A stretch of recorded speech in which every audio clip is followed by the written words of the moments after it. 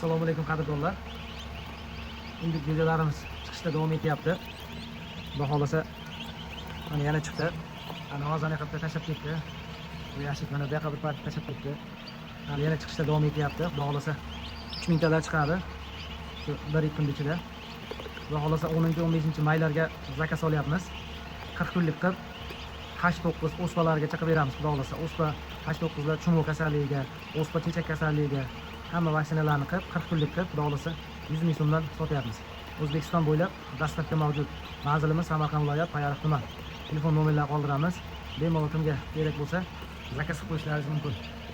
Bu nima paroda deganlar uchun Tashkentskiy qora o'zimizda damashni, ya'ni jaydari, xalq tilida aytganda jaydari undiklarimiz.